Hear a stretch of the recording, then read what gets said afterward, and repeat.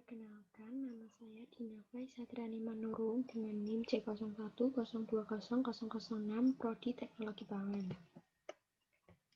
Kali ini saya akan membahas tentang praktikum yang sudah saya lakukan, yaitu yang pertama praktikum fotosintesis.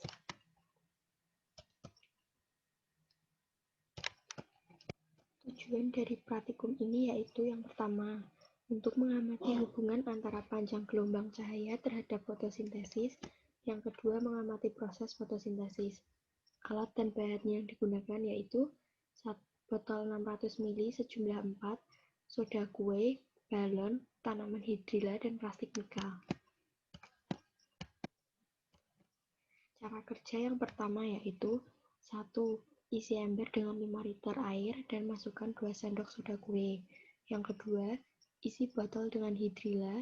Yang ketiga, isi botol dengan air hingga penuh. Dan yang keempat, tutup botol dengan balon. Dan yang terakhir, bungkus balon dengan mika sesuai warnanya masing-masing.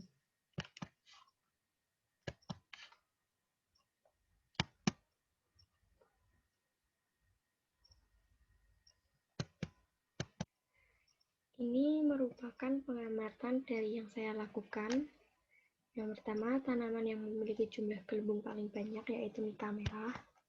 Dan yang kedua, tanaman yang memiliki jumlah gelembung paling sedikit yaitu mika berwarna hijau. Ini ada gambarnya, tapi mungkin kurang jelas. Tapi menurut saya yang memiliki gelembung paling banyak yaitu mika merah. Pengamatan. Yang pertama, hubungan warna mika dengan banyak gelembung. 1.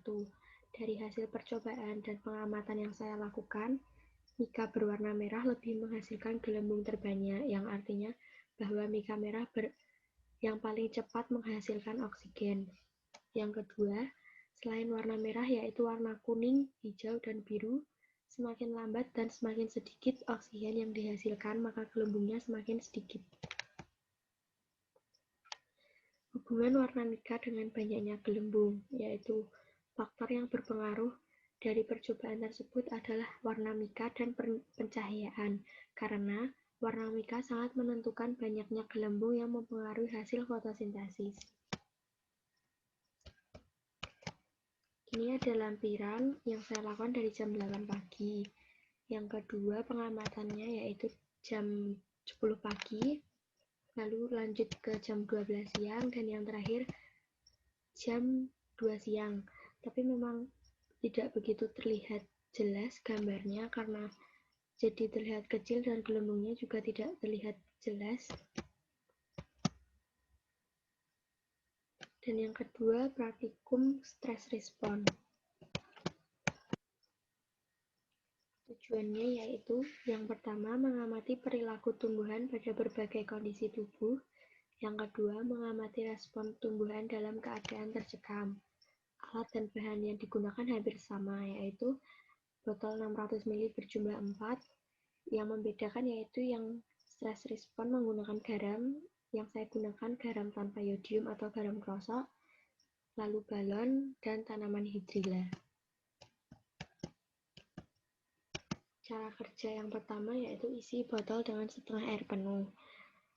Perbedaannya, botol pertama tanpa garam, dan yang kedua 1 sendok garam, yang ketiga 2 sendok garam, dan yang botol keempat 3 sendok garam.